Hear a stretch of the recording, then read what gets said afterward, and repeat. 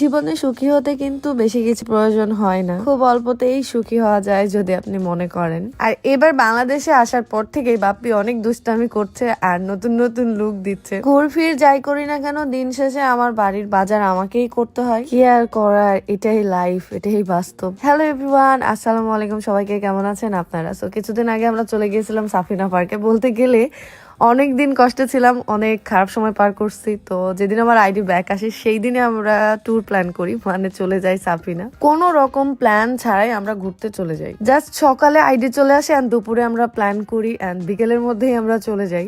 আর আমি কতটা লাকি, যেখানে যাই আপনাদের অনেক অনেক ভালোবাসা পাই। আপুটা অনেক সহজ সরল এবং অনেক কিউট, মাশাআল্লাহ। ওমা, এই দিকে দেখি বাপ্পিকে তার ভালোবাসার মানুষগুলো ঘিরে রেখেছে, এটা অনেক ভালো লাগার বিষয়। আমার ভালোবাসার মানুষকেও আপনারা অনেক অনেক ভালোবাসেন। এন্ড বাপ্পিকে আজকে একটু অন্যরকম লাগতেছে, তাই না? আমার তো ভালোই লাগতেছিল, মাশাআল্লাহ। পুরো বাঙালি একটা ভাই, শুধু সে না, টিমের সবাই এরকম লুঙ্গি পরেছিল। কি জানি বাবা, ছেলেদের মাথায় কখন যে কি ভূত ওঠে। সো এতগুলো লুঙ্গি ম্যানের সাথে যদি আমি একটু শাড়ি পরতাম বাঙালি করে, তাহলে মনে বেশি ভালো লাগতো। বাট আমি পরে গেছিলাম সাদা 3 পিস। তারপরে বাপ্পি আমাকে বলে চলো তোমাকে চুড়ি কিনে দিই। সো চুড়ি খুঁজতেছিলাম এখানে কোন দোকানে চুড়ি পাওয়া যাবে। মেয়ে মানুষ মানেই চুড়ি পছন্দ করে, চুড়ি পছন্দ করে না এরকম মেয়ে মানুষ পাওয়াই যাবে না। তো এখান থেকে সে আমাকে এত সুন্দর চুড়ি কিনে দেয় ম্যাচিং করে আমার 3 পিসের সাথে। আমি এটা শাড়ির সাথেও পরতে পারবো। হ্যাঁ হ্যাঁ, সরি, ভুলে গিয়েছিলাম। ভালোবাসার মানুষ তো আমাকে সাজাবে, কিন্তু আমার তো ঘরও সাজাইতে হবে। সো 1 2 3 এরকম করলেই কি হয়ে যায়? হয় না, হয় না। এই দেখেন, আমাকে এমনি করে বিছানা পারতে হয়। 10 সেকেন্ডের একটা ভিডিওতে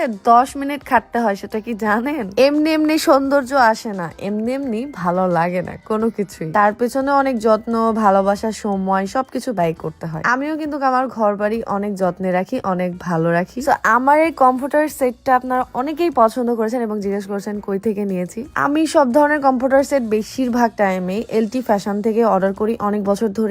সো এই কম্পিউটার সেটে ছিল কম্পিউটার, চাদর, একটা কোল বালিশের কাভার, 2টা বালিশের কাভার। চাইলে আপনারা অর্ডার করে দিতে পারেন, পেজ লিঙ্কটা আমার ভিডিওর ক্যাপশনে দেওয়া থাকবে। ঘর বাড়ি গোছ গাছ করেই চলে গিয়েছিলাম নিজের বাড়ির জন্য বাজার করতে সারা মাসের। এখন যেহেতু শীতের সময়, তাই সবজির দাম অনেক কম, আর আমি বস্তা ভরে ভরে সবজি কিনে নিয়ে বাড়ি যাচ্ছিলাম।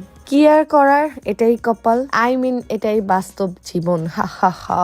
মাঝে মধ্যে কিন্তু আমিও ভ্যানে উঠি, আমার ভ্যানে চড়তে খুবই ভালো লাগে। ছোটবেলা থেকে ভ্যানে উঠে অভ্যাস। গ্রামে গেলে অবশ্য উঠতে পারি, এগুলো শহরে খুব মিস করি। কাঁচা বাজার করেই চলে গিয়েছিলাম গ্লসারি আইটেম কিনতে, মানে চাল ডাল, সারা মাসের বাজার বলতে গেলে যেমন হয় আর কি। তো এগুলো আমি বস্তা ভরে ভরে নিয়ে আবার বাড়ি যাচ্ছিলাম। মানে পুরো সারা দিনটা আমার লেগে গেছে বাজার করতে।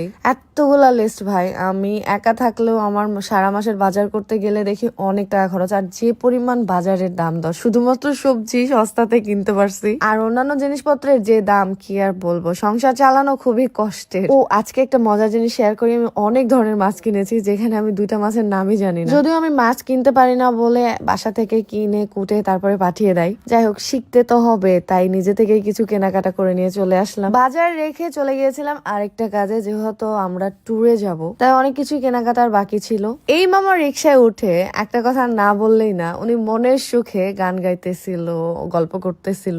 দেখেন উনি কত সুখী একজন মানুষ, তাই না? আমি সারাদিনে অনেক টাকার বাজার করে ক্লান্ত হয়ে গেছি, আর কত কি ভাবছিলাম। আর আশেপাশে যখন এমন মানুষ দেখি, তখন আমার মনটাই ভরে যায়। ওই যে বললাম, সুখী হতে বেশি কিছুর প্রয়োজন হয় না। আপনি চাইলেই নিজ জায়গাতেই অনেক সুখী দাবি করতে পারবেন। আমি নিজে চোখে দেখেছি, 10 তলা বিল্ডিং এও যে সুখ নেই, রাস্তার ফুটপাতেও তার থেকে বেশি সুখ আছে। সো 4 দেয়ালে থেকে নিজেকে দুঃখী মনে করার কোনো কিছু নেই। বের হন, জগৎটা কত সুন্দর, জীবন কত সুন্দর। মামার এই সুখী জীবন দেখে আমি নিজের কষ্টগুলো কখন যে ভুলে গেছি নিজেও জানি না।